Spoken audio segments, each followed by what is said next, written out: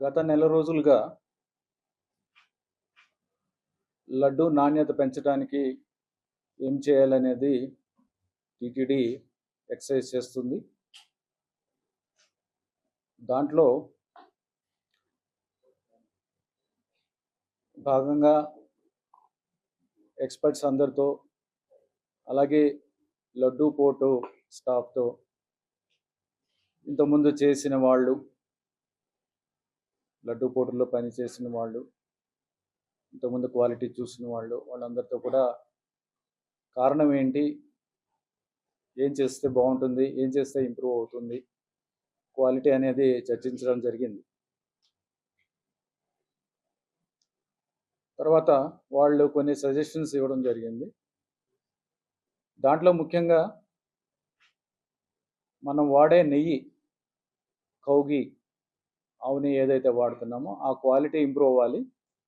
ఆ quality improve అయ్యేదాకా మనం ఏం చేసినా సరే పెద్దగా ఇంప్రూవ్మెంట్ ఉండదు అనేది వాళ్ళు చెప్పడం జరిగింది. ఆ విధంగానే కొన్ని శాంపిల్స్ తయారు చేస్తే అది కరెక్టే. సో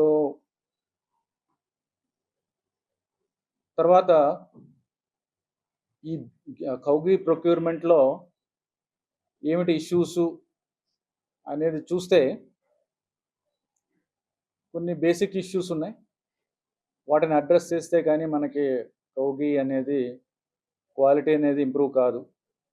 ముఖ్యమైనది ఏంటంటే మనకి ఇక్కడ ల్యాబ్ ఫెసిలిటీ సరిగ్గా లేకపోవడం అనేది ఒక ముఖ్యమైన లోపం.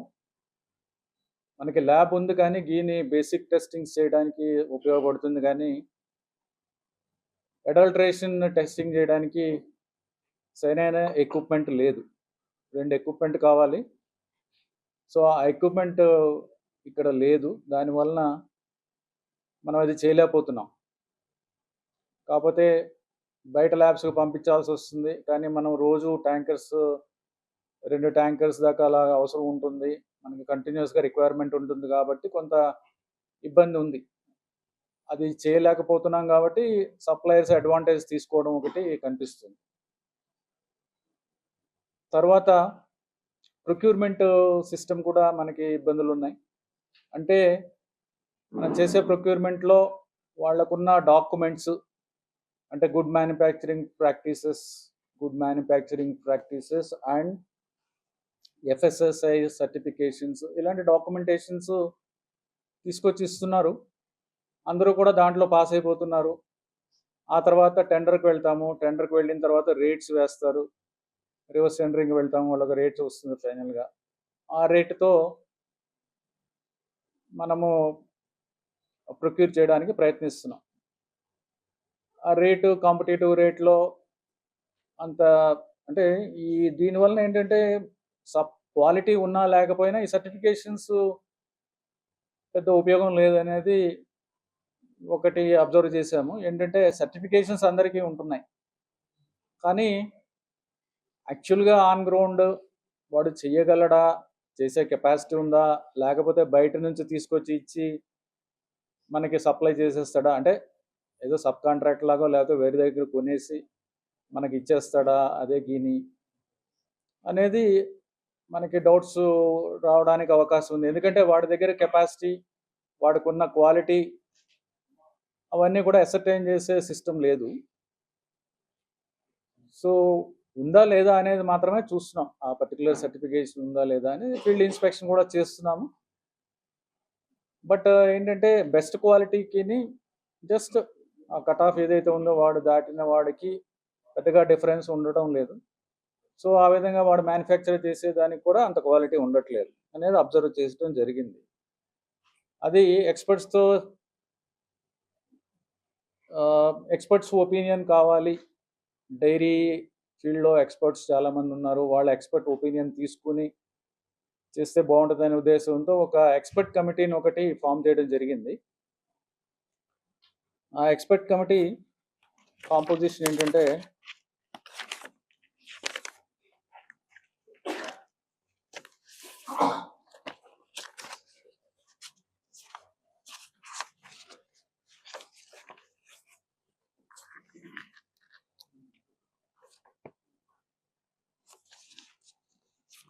2 జూలైన ఈ కమిటీ వేయడం జరిగింది.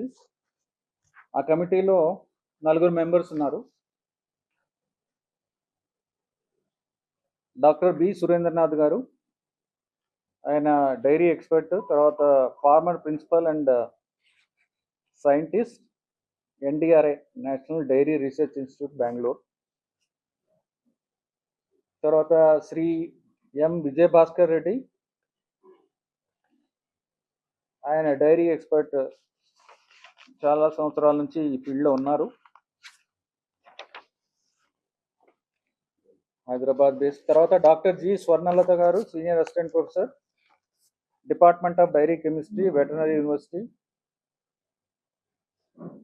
తర్వాత ప్రొఫెసర్ మహాదేవన్,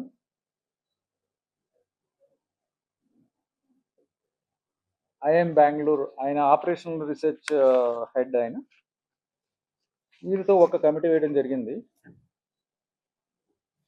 ఈ కమిటీకి ఏమని రిక్వెస్ట్ చేశామంటే, స్టడీ చేసి ఇవ్వాల్సింది ఈ ప్రొక్యూర్మెంట్ సిస్టమ్ మొత్తం అంతా స్టడీ చేసి ఆ టెండర్ డాక్యుమెంట్ ఉపయోగించుకొని మనం చేస్తే బెస్ట్ క్వాలిటీ వాళ్ళు వచ్చేలాగా సజెషన్స్ ఇవ్వండి అనేది ఒకటి.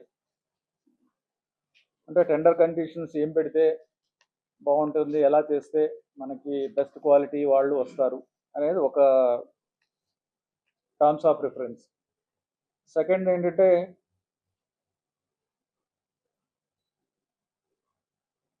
వీరు టెండర్ కండిషన్స్ కంప్లై చేశారా లేదా, అంటే సప్లై చేసిన ఘీ అనేది స్టాండర్డ్స్ ప్రకారం ఉందా లేదా. ఫస్ట్ స్పెసిఫికేషన్ కరెక్ట్గా పెట్టడం, రెండోది స్పెసిఫికేషన్ కంప్లై చేశాడా లేదా అనేది మన ల్యాబ్ ఇక్కడ ఎస్టాబ్లిష్ చేసుకోవడం. ఇక్కడ ల్యాబ్ ఎస్టాబ్లిష్ చేసుకోవడానికి ఏం ఎక్విప్మెంట్ కావాలి, ఇన్హౌస్ మనమే డెవలప్ చేసుకోవడానికి ఏం ఎక్విప్మెంట్ కావాలి. ఆ తర్వాత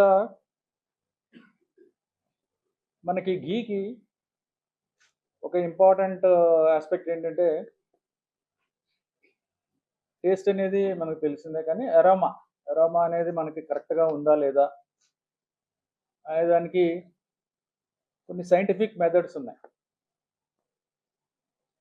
ఇప్పుడు టీ టెస్టర్స్ అని ఉంటారు, టీ ఎలా కరెక్ట్గా ఉంది, క్వాలిటీ ఉంది లేదు అనేది టేస్టింగ్ చేయడానికి ఉంటారు. అలాగే ఈ టేస్ట్ చేసి ఆర్ స్మెల్ చేసి కరెక్ట్గా ఈ శాంపుల్ కరెక్ట్గా ఉందా లేదా అనేది చెప్పడానికి సైంటిఫిక్ మెథడ్స్ ఉన్నాయి.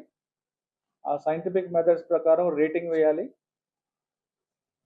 ఆ ప్యానెల్ ఎస్టాబ్లిష్ చేయడానికి రికమెండేషన్స్ ఎలా చేయాలి, ఎలా ట్రైనింగ్ ఇవ్వాలి, ఎలా వాళ్ళు ఆపరేషన్ అంటే ఎలా చేయాలి, తర్వాత రేటింగ్ అది ఎలా చేయాలి, దాని మీద ఒక రికమెండేషన్ ఇవ్వాలనేది ఒకటి సజెస్ట్ చేశాను. ఇంకేమన్నా సజెషన్స్ ఏమన్నా ఉంటే అందరితోనే కన్సల్ట్ చేసి చేయమని చెప్పేసి రిక్వెస్ట్ చేశాను. వాళ్ళు చేస్తున్నారు. వితిన్ వారం రోజుల్లో రిపోర్ట్ వస్తుందని అనుకుంటున్నాము. సో అదొకటి. తర్వాత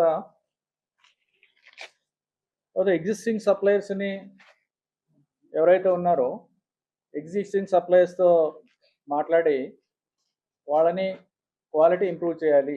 క్వాలిటీ ఇంప్రూవ్ చేయాల్సిన అంటే మన దగ్గర లేకపోయినా సరే, టెస్టింగ్ ల్యాబొరేటరీ లేకపోయినా సరే, మనం క్వాలిటీ అనేది మోరార్లెస్ కొంతవరకు తెలుస్తుంది. కానీ వాళ్ళందరినీ పిలిచి వాళ్ళు గట్టిగా చెప్పడం జరిగింది, క్వాలిటీ లేకపోతే మేము మీ మీద చర్యలు తీసుకుంటామని. సో అందరి మేనేజ్మెంట్ వాళ్ళు వచ్చారు, ఒక్కొక్కరు వాళ్ళతో మాట్లాడి చెప్పాము. చెప్పిన తర్వాత కొంతమంది ఇంప్రూవ్ చేశారు, బట్ కొంతమందిది ఇబ్బంది అలాగే ఉంది. సో అలాంటి వాళ్ళ శాంపుల్ని ఒక NABL అక్రిడిటెడ్ ల్యాబ్ అనమాట. అంటే ఈ ల్యాబ్స్ అన్నిటికీ కూడా, టెస్టింగ్ ల్యాబ్స్ అన్నిటికీ కూడా అక్రిడిటెడ్ చేసేదే ఒక ఆర్గనైజేషన్, NABL అనే ఆర్గనైజేషన్కి. ఆ అక్రిడిటేషన్ ఉంటే కరెక్ట్ ల్యాబ్ అని. సో ఆ ల్యాబ్కి పంపించాము. శాంపుల్ పంపిస్తే ఆ శాంపుల్లో అడల్టరేషన్ ఉందని తెలియదు. ఏం అడల్టరేషన్ ఉందంటే వెజిటబుల్ ఫ్యాట్స్ అంటే మనకి వనస్పతి అంటాం కదా, vegetable ghee or vanaspati or whatever, అది కలిసిందని తెలిసింది. సో అడల్టరేషన్ ఉందని తెలిసింది. ఆ రిపోర్ట్‌లో సమ్ ఇంగ్రీడియెంట్స్ వచ్చినాయి దాంట్లో. శాంపిల్ ఫెయిల్ అయింది. సో, దాంతో ఆ సప్లయర్‌కి బ్లాక్ లిస్ట్ చేయడానికి షోకాజ్ నోటీస్ ఇవ్వడం జరిగింది. వారం రోజులు టైం ఇచ్చి. సో, ఆ సప్లయర్‌ని ఎనీవే బ్లాక్ లిస్ట్ చేయడం జరుగుతుంది. ఈలోగా ఈ టెండర్ ట్యాంకర్స్ కూడా 2 ట్యాంకర్స్ ఉన్నాయి. ఆ 2 ట్యాంకర్స్ కూడా రిజెక్ట్ చేయడం జరిగింది. 2 ట్యాంకర్స్ తీసుకున్నాము. ఒక ట్యాంకర్‌ది రిపోర్ట్ వచ్చిన తర్వాత షోకాజ్ నోటీస్ ఇచ్చాము. ఇంకో ట్యాంకర్ కూడా అది కూడా శాంపిల్ ఫెయిల్ అయింది, రెండోది కూడా. సో, అది కూడా షోకాజ్ నోటీస్ ఇవ్వడం జరుగుతుంది. సో, కొత్తగా ఒక టెండర్ పిలవాల్సిన అవసరం ఉంది.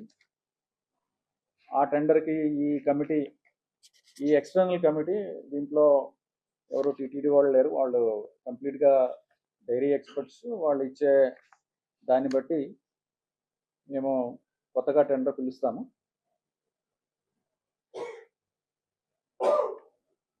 సో, దీని ద్వారా ఘీ క్వాలిటీ ఇంప్రూవ్ అవుతుంది. దాని ద్వారా లడ్డు క్వాలిటీ కూడా ఇంప్రూవ్ అవుతుందని ఆశిస్తున్నాం.